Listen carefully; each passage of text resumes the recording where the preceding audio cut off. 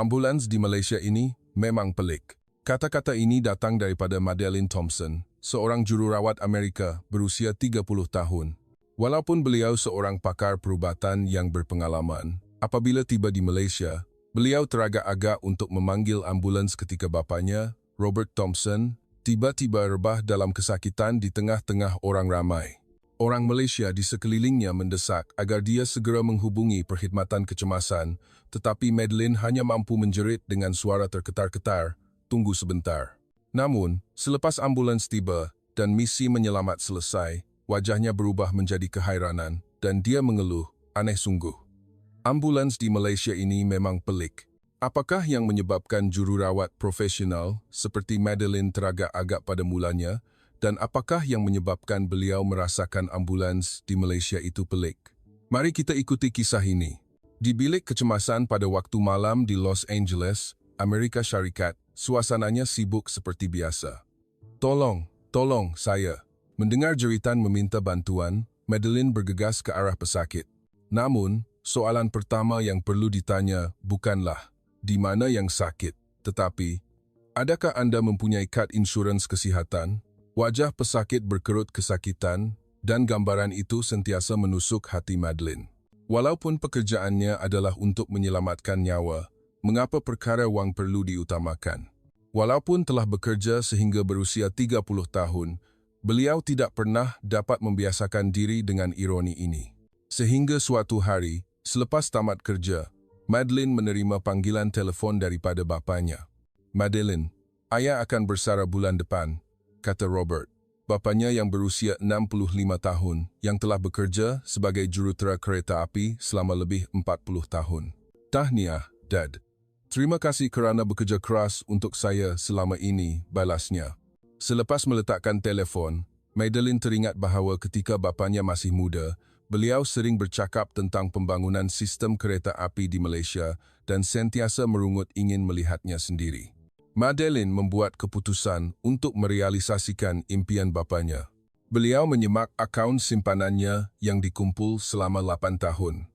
Wang itu cukup untuk membawa bapanya melancong ke Malaysia dengan selesa. Hujung minggu berikutnya, beliau berjumpa dengan bapanya di rumah. "Dad, macam mana kalau kita sambut persaraan di Malaysia?" "Malaysia? Betul ke, Madeleine? Dad sentiasa nak tengok kereta api di sana, kan?" Bapanya terdiam seketika sebelum mengangguk perlahan. "Terima kasih, nak. Ini impian ayah sepanjang hidup." Bagaimanapun, Madeleine mempunyai satu kebimbangan. Bapanya pernah menjalani pembedahan belon jantung 3 tahun lalu dan kadangkala mengalami degupan jantung yang tidak normal. "Dad, jangan paksa diri. Kalau rasa tak sihat, beritahu saya segera. Jangan risau, nak." "Ayah dengar perubatan di Malaysia sangat moden." Kata-kata bapanya sedikit sebanyak melegakan Madeleine. Sebulan kemudian, kedua-duanya tiba di lapangan terbang antarabangsa Kuala Lumpur. Semasa berjalan di balai ketibaan, bapanya berhenti dan berseru beberapa kali. "Hebat, Madeleine. Lantainya berkilat, bersih betul. Lantai lapangan terbang bersih berkilauan seperti cermin, tanpa sebarang sampah, sungguh berbeza daripada lapangan terbang di Los Angeles." Selepas melalui imigresen, pegawai itu menyambut mereka dengan sopan, "Selamat datang ke Malaysia." Walaupun logat Inggrisnya tidak sempurna, itu adalah keramahan Malaysia yang menyentuh hati mereka berdua. Apabila tiba di KL Central, bapanya lebih teruja. "Tengok, Madeleine, ini kereta api model baharu." Bapanya merenung kereta api berwarna perak berjalur merah dengan mata seperti kanak-kanak. "Kita tak naik hari ini, Dad. Hari ini kita jalan-jalan di Kuala Lumpur dulu." Mereka berdua memutuskan untuk menggunakan perkhidmatan MRT untuk ke Masjid Jamek, tetapi mereka tersesat di hadapan peta MRT yang rumit. "Kena keluar ikut pintu mana ni?" Semasa mereka keliru, seorang kaki tangan stesen datang dan bertanya dalam bahasa Inggris, "Boleh saya bantu?" Beliau menggunakan aplikasi penterjemah untuk menerangkan laluan dengan terperinci. "Masjid Jamek, pergi ke stesen Pasar Seni, keluar ikut pintu nombor 1. Terima kasih banyak. Selamat menikmati percutian Anda," kata kaki tangan itu sambil melambai. "Tak macam di Amerika langsung," bisik bapanya, kerana di Los Angeles, mereka jarang mendapat layanan yang begitu prihatin. Keesokan harinya, mereka pergi ke tempat yang paling dihajati bapanya, stesen kereta api Kuala Lumpur Lama, sebuah mercu tanda bersejarah yang menempatkan warisan kereta api. Bapanya merenung lokomotif vintage tanpa berkelip, berjalan mengelilingi bangunan stesen berulang kali. Pada zaman moden ini, mereka masih menjaga peninggalan ini dengan begitu baik. Sungguh mengagumkan. Sebagai seorang jurutera, matanya bersinar-sinar seperti seorang pemuda, mengambil gambar dan mencatat setiap perincian. Melihat bapanya gembira, Madeline merasakan perjalanan ke Malaysia ini sangat berbaloi. Tetapi selepas makan tengah hari, ketika menuruni tangga, bapanya tersentak seketika. Madeline segera memegang tangannya. "Tak apa, nak. Cuma pening sikit." Bapanya tersenyum menutup kesakitan. Tetapi naluri jururawat Madeline tidak mudah tertipu. Peluh nipis mula membasahi dahinya. Malam itu, apabila pulang ke hotel, Madeline memeriksa denyutan nadi bapanya dan mendapati beliau benar-benar mengalami aritmia. "Dad, rehatlah esok. Duduk sahaja di hotel." "Tak boleh, nak. Kita dah sampai Malaysia. Esok kita nak ke Melaka. Ayah tak boleh terlepas." Madeline teragak-agak. Sebagai seorang profesional perubatan, dia tahu bapanya perlu berehat, tetapi melihat mata bapanya yang penuh pengharapan, dia tidak dapat berkata apa-apa. Perjalanan ini adalah impian bapanya, dan dia tidak mahu merampasnya. "Baiklah, tapi jangan paksa diri. Kalau tak sihat, kena beritahu saya segera." "Ya, ayah janji." Bapanya tersenyum lembut. Namun, kebimbangan Madeline tidak hilang. Jika ayah rebah, apa yang perlu dilakukan? Walaupun beliau mendengar perubatan Malaysia bagus, mereka adalah orang asing, komunikasi mungkin sukar, dan yang paling penting, berapakah kos perubatan? Di Amerika, memanggil ambulans sekali sahaja mungkin menelan belanja ribuan dolar. Di negara asing, ia mungkin berkali ganda lebih mahal. Madeline memandang siling dan menutup mata, berdoa agar semuanya berjalan lancar. Keesokan paginya, langit cerah. "Hari ini kita dapat tengok tapak bersejarah," kata bapanya dengan ceria semasa sarapan. Madeline memerhatikan wajah bapanya. Walaupun keadaannya stabil malam tadi, beliau kelihatan letih. "Dad, jangan paksa diri." "Ya, tak apa, nak. Hari ini adalah hari yang ayah tunggu selama 40 tahun." Setibanya di stesen bas Melaka Sentral, mereka mengambil teksi ke pusat bandar. Kedua-duanya berjalan-jalan di sekitar Dataran Merdeka dan Museum Maritim. Bapanya mengambil gambar dengan gembira. Tetapi apabila mereka terus berjalan, peluh di dahi bapanya mula bertambah. "Dad, mari berehat di tempat teduh dulu." Baiklah." Bapanya duduk di bawah pokok, mengelap peluh dengan sapu tangan, wajahnya kelihatan pucat. "Minum air ni, Dad." Madeline menghulurkan botol air. Bapanya menghabiskan air itu. "Terima kasih, nak. Ayah dah okey." Tetapi naluri jururawat Madeline memberitahunya ada sesuatu yang tidak kena. "Dad, kita balik hotel petang ni, ya?" "Tidak, ayah masih nak tengok kota Afamosa." Apabila bapanya cuba bangun, langkahnya tidak stabil seperti pagi tadi. Madeline teragak-agak. Patutkah dia memaksa? Tetapi mata bapanya penuh dengan tekad. "Baiklah, tapi kalau sakit sedikit pun, kena beritahu saya." Kedua-duanya meneruskan perjalanan di tengah-tengah ramai pelancong di Melaka. Ramai betul orang, ya. Bapanya berjalan semakin perlahan. Madeline cuba memapah, tetapi bapanya menggeleng. "Ayah boleh jalan sendiri, nak." Ketika mereka hendak menaiki tangga ke Porta de Santiago, bapanya mula tercungap-cungap. "Dad, cukuplah. Sikit lagi, nak." Tiba-tiba, bapanya memegang dada, wajahnya menjadi pucat lesi. Madeline, sakit. Sakit dada sangat. Saat berikutnya, bapanya tersungkur melutut.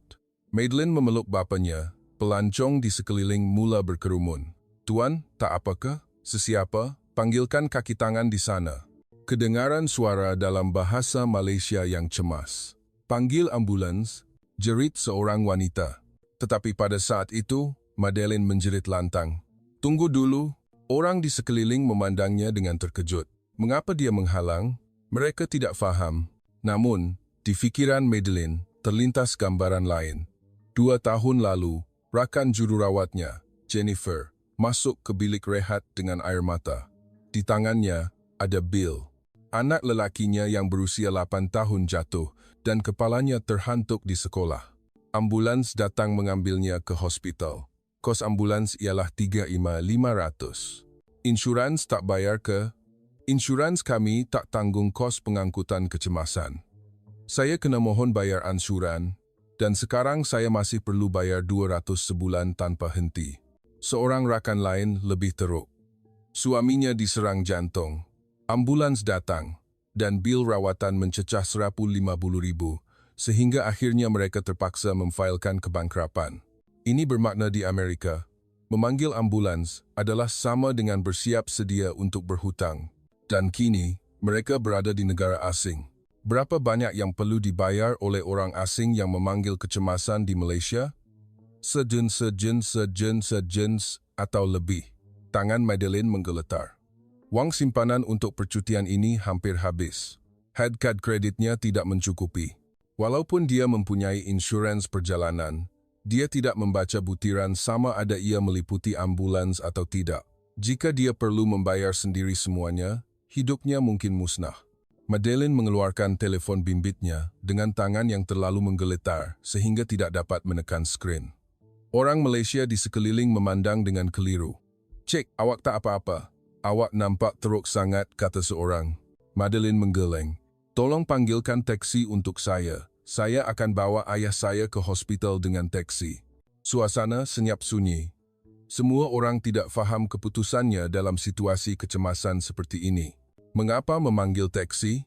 Seorang lelaki tua, kelihatan berusia sekitar 70 tahun dan berwajah baik, mendekatinya. "Cik, bertenang dan dengar cakap Pak Cik," katanya dalam bahasa Inggris yang perlahan. "Ambulans untuk kes kecemasan seperti ini di Malaysia, percuma." Madeline mendongak. "Percuma? Bagaimana mungkin?" "Ya, betul. Tak perlu bayar 1 sen pun," matanya serius. "Tapi kami orang asing. Kami tak ada insurans di sini. Kewarganegaraan tak penting, Cik. Di Malaysia, jika ada kecemasan yang mengancam nyawa, semua orang berhak memanggil unit kecemasan 999 secara percuma." Lelaki itu merenung matanya. "Menyelamatkan nyawa manusia tiada syarat kewangan, Cik." Kata-kata itu menyebabkan Madeline menitiskan air mata. Menyelamatkan nyawa manusia tiada syarat. Sepanjang hidupnya sebagai jururawat, ini kali pertama dia mendengar ayat itu. Pak Cik dulu sukarelawan penyelamat selama 35 tahun. "Banyak orang Pak Cik tolong," kata lelaki itu sambil tersenyum lembut. "Ramai orang asing yang bimbang tentang wang macam Cik, tapi di sini, Cik tak perlu risau tentang itu. Nyawa ayah Cik paling penting. Jangan risau pasal duit." Orang Malaysia lain mengangguk mengiyakan.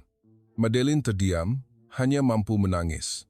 Dia telah bekerja sebagai jururawat selama 8 tahun, sentiasa bertanya tentang insurans sebagai soalan pertama. Dia fikir itu adalah perkara biasa di dunia. Tetapi kini, orang asing ini memberitahunya bahawa nyawa manusia lebih penting daripada segalanya. "Faham, tolong saya, ya." Madeline menunduk hormat. Tiba-tiba, semua orang mula bergerak. Seorang wanita menekan telefon. 999, "Ya?" Ada warga asing tak sedarkan diri, sakit dada di kota Famosa, Melaka. Dia memberikan butiran dengan lancar. "Ambulans akan sampai dalam 5 minit, katanya kepada Madeline. 5 minit? Madeline terkejut. Di Amerika, sekurang-kurangnya 20 minit, atau di bandar besar, 15 minit ke atas. "Cik, gunakan botol air sejuk ini untuk tuam dahi ayah Cik," kata seorang wanita lain sambil menghulurkan air sejuk. Seorang lelaki lain membantu mengipas. "Jangan risau, ambulans dah nak sampai." Walaupun bercakap dalam bahasa yang berbeza, semua orang menghulurkan tangan. Kaki tangan dari tapak sejarah bergegas datang. "Kami akan tunggu di hadapan untuk beri isyarat kepada mereka." Madeline memegang tangan bapanya. "Dad, bertahan. Ambulans sedang datang." Bapanya tersenyum lemah. "Madeline, Malaysia ni bagus sungguh, nak." Kata-kata itu menyentuh hatinya. Dia melihat sekeliling, melihat lebih daripada 10 orang Malaysia berdiri, bimbang tentang mereka. Mereka sanggup mengorbankan masa percutian mereka untuk orang asing yang tidak dikenali. Ini adalah gambaran yang tidak dapat dibayangkan di Amerika. Di bandar-bandar besar di sana, jika seseorang rebah, orang sering mengelak kerana tidak mahu menyusahkan diri atau takut disaman. Tetapi di sini, semua orang menghulurkan tangan secara naluri. Selepas hanya 4 minit, siren berbunyi. Kenderaan kecemasan dari sebuah agensi membelok masuk dengan pantas. Cepat sungguh. Tak percaya, bisik Madeline. 3 pegawai kecemasan berlari keluar bersama pengusung. Pergerakan mereka teratur dan pantas. Boleh saya periksa keadaan Bapa Chick? Mereka menggunakan peralatan moden untuk mengukur tekanan darah, denyutan nadi, dan oksigen. Ada penyakit kronik. Dia baru lepas pembedahan belon jantung 3 tahun lepas. Tekanan darah tinggi dan ada aritmia. Sedia berhubung dengan hospital pusat. Bapa Chick akan diangkat ke pengusung. Anak perempuan boleh naik sekali, kata salah seorang daripada mereka. Saya boleh naik sekali? Ya, tentu saja. Di Amerika, ahli keluarga biasanya tidak dibenarkan menaiki kenderaan kecemasan, tetapi di Malaysia, ini adalah perkara biasa. Sebelum naik, Madeline berpaling untuk mengucapkan terima kasih kepada orang di sekeliling. Lelaki tua yang sama melambai. Semoga berjaya, nak. Ayah Chick pasti akan sembuh. Madeline menundukkan kepala tanda terima kasih yang mendalam. Apabila melangkah masuk ke dalam ambulans, Madeline menarik nafas panjang. Pemandangan di dalam sungguh berbeza daripada yang dia bayangkan. Peralatan pemantauan ECG, ventilator, peralatan pemberian ubat, kabinet ubat yang tersusun rapi. Ini ambulans sungguh ke? Bisiknya. Dia telah melihat ambulans Amerika yang tidak terkira banyaknya, tetapi kenderaan ini keliap sebuah bilik kecemasan bergerak yang bersaiz kecil. Seorang pegawai mula memasang mesin ECG, seorang lagi menyediakan oksigen, dan seorang lagi menghubungi hospital melalui radio. Kes lelaki 65 tahun, sejarah penyakit jantung koronari, sakit dada, sukar bernafas, disyaki aritmia. Kami akan sampai dalam 10 minit. Hospital sudah maklum. Bilik kecemasan sedia menanti. Sabar sikit, Pak Chick, kata pegawai itu kepada bapanya dengan suara yang lembut. Madeline melihat perbezaan yang jelas. Ambulans Amerika mempunyai peralatan asas, tetapi mengenakan bayaran yang mahal. Tetapi di Malaysia, peralatannya lengkap dan perkhidmatannya diberikan dengan sepenuh hati, malah boleh diakses secara percuma untuk kecemasan. Ambulans mula bergerak. Madeline memandang keluar tingkap dan dia terkejut sekali lagi. Kereta di hadapan, sama ada taksi, lori, atau van, semuanya mengalih ke kiri dan kanan dengan serentak untuk memberi laluan kepada ambulans. Semua orang mengelak sepenuhnya, serunya. Apabila sampai di persimpangan, walaupun lampu isyarat merah, kenderaan di lorong lain yang mendapat lampu hijau berhenti sepenuhnya untuk membiarkan ambulans lalu dahulu. Madeline kembali sebak. Ada apa-apa ke, Chick? Tanya pegawai kecemasan. Di Malaysia, bila nampak ambulans, semua orang mengelak. Adakah ini perkara biasa? Ya, Chick, ini perkara biasa. Semua orang mahu pesakit sampai ke tangan doktor secepat mungkin. Perkataan biasa di sini bukanlah perkara biasa bagi Madeline. Di Amerika, walaupun dengan siren, ramai yang tidak endah atau membunyikan hon kerana tergesa-gesa dengan urusan mereka sendiri, tetapi di sini, pejalan kaki pun berhenti menunggu. Malah ibu yang menggendong anak berdiri menunggu sehingga ambulans berlalu, seolah-olah mengajar anaknya bahawa ambulans perlu didahulukan. Ini bukan sekadar sistem atau undang-undang, tetapi ia adalah semangat rakyat di negara ini yang bekerjasama untuk menyelamatkan satu nyawa. Seluruh bandar sedang bekerjasama untuk membantu bapanya. Madeline terseduh perlahan. Terima kasih kepada semua orang yang sanggup mengorbankan masa mereka yang singkat kerana minit-minit itu adalah antara hidup dan mati bagi bapanya. Apabila tiba di hospital, bapanya segera dihantar ke bilik kecemasan. Madeline duduk menunggu di hadapan bilik.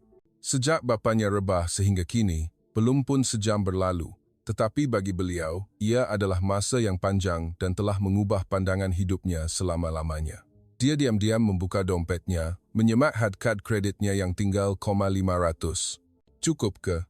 Walaupun kos ambulans percuma, bil rawatan dan penginapan mungkin mahal. 30 minit berlalu, doktor keluar. Anda waris Encik Thompson? Ya, saya. Bagaimana keadaannya, doktor? Keadaannya stabil. Ia adalah keadaan aritmia akut. Belon jantung lamanya tidak bermasalah, tetapi beliau perlu bermalam untuk pemerhatian. Terima kasih, doktor. Terima kasih banyak-banyak. Madeline menghela nafas panjang. Seorang jururawat membawanya ke bilik pemulihan. Bapanya sedang berbaring di atas katil, wajahnya kelihatan lebih baik. Dad. Madeline. Ayah dah okey. Doktor kata selamat. Dad tahu tak, ambulans di sini memang percuma, katanya. Menceritakan kisah bekas sukarelawan itu, tentang semua orang yang membantu, dan tentang semua kereta di jalan raya yang memberi laluan. Bapanya mendengar, air mata bergenang. Semua orang buat macam tu untuk ayah, bukan hanya untuk Dad, tapi untuk sesiapa sahaja yang memerlukan bantuan. Orang di sini menganggapnya sebagai perkara biasa. Bapanya terdiam seketika sebelum berkata, 40 tahun ayah berimpian nak tengok teknologi kereta api di sini. Ayah fikir negara ni hebat dalam bidang kejuruteraan. Ayah tengok keluar tingkap, tapi ayah silap. Perkara yang paling hebat di Malaysia bukan hanya kereta api atau bangunan, tapi hati rakyatnya dan sistem yang benar-benar menghargai nilai kehidupan. Keesokan paginya, doktor membenarkan bapanya pulang. Jangan risau, Encik, tapi jangan paksa diri selepas ini. Beberapa jururawat menghantar mereka, mengucapkan selamat meneruskan percutian. Madeline berjalan ke kaunter pembayaran. Jantungnya berdebar kencang. Berapakah bil rawatannya? Di Amerika, kes seperti ini boleh mencecah 5,000 dengan mudah. Encik Thompson, ya? Tunggu sebentar, kata seorang kaki tangan wanita sambil menaip di komputer. Madeline memegang kad kreditnya erat-erat. Bahagian kos pengangkutan kecemasan percuma. Ya, dan memandangkan cik ada insurans perjalanan, insurans meliputi hampir keseluruhan kos. Hampir keseluruhan? Jadi, berapa banyak yang saya perlu bayar tambahan? Jumlah perbezaan yang perlu cik bayar sendiri ialah 180 rank. 180? Madeline terkebil-kebil. 180? Maksud cik 180? Bukan, cik. Ringgit Malaysia 180. Jururawat itu tersenyum mengiyakan. Madeline mengalirkan air mata lagi. Terima kasih banyak-banyak. Ia adalah air mata kelegaan, kesyukuran, dan kesedihan terhadap sistem di negaranya sendiri. Di Amerika, rawatan perubatan boleh memusnahkan kehidupan seseorang, tetapi di Malaysia, menyelamatkan nyawa adalah keutamaan nombor 1. 3 hari kemudian, Madeline dan bapanya kembali ke Los Angeles dengan selamat.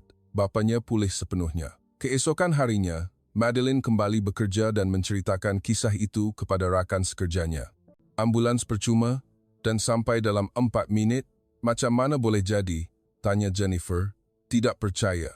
Dan semua kereta di jalan raya pun memberi laluan. Semua orang bekerjasama untuk membantu orang asing, kata Madeline. Madeline mula menulis kisahnya di media sosial. Menceritakan pengalamannya di Malaysia, kebaikan hati rakyat Malaysia, dan sistem yang menyelamatkan nyawa bapanya. Statusnya menjadi tular dengan lebih 100,000 perkongsian.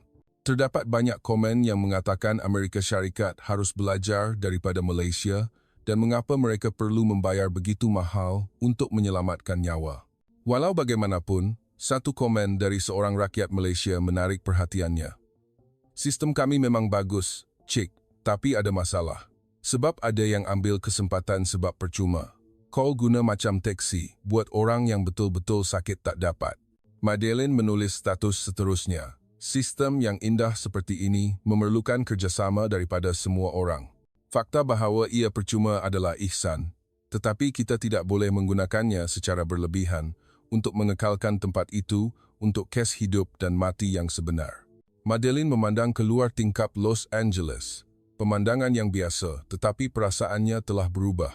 Apa yang dia pelajari dari Malaysia bukan hanya tentang sistem kesihatan awam, tetapi ia adalah budaya menghormati kehidupan, kerjasama orang asing, dan belas kasihan. Dia berjanji kepada dirinya sendiri bahawa sebagai jururawat, dia akan melakukan yang terbaik. Soalan pertamanya tidak akan menjadi tentang insurans, tetapi akan menjadi di mana yang sakit. Biar saya bantu. Mengubah sistem mungkin sukar, tetapi mengubah sikap bermula dengan dirinya, dan dia berharap suatu hari nanti, Amerika akan menjadi masyarakat yang menghargai kehidupan lebih daripada angka dalam bil, sama seperti yang dialaminya di Malaysia. Bunyi mesej daripada bapanya kedengaran. Madeline, Ayah sedang tengok gambar kereta api di Malaysia. Teknologi mereka memang hebat, nak. Tapi yang lebih hebat ialah hati orang di sana. Madeline tersenyum dan membalas, "Ya, Dad. Kita belajar perkara yang paling berharga dari sana." Anda pula, bagaimana pendapat anda tentang kisah ini? Bagaimanakah ambulans impian anda? Cuba komen dan beritahu kami. Dan jangan lupa tekan follow dan like untuk menyokong kami. Jumpa lagi dalam kisah seterusnya. Sekian, terima kasih.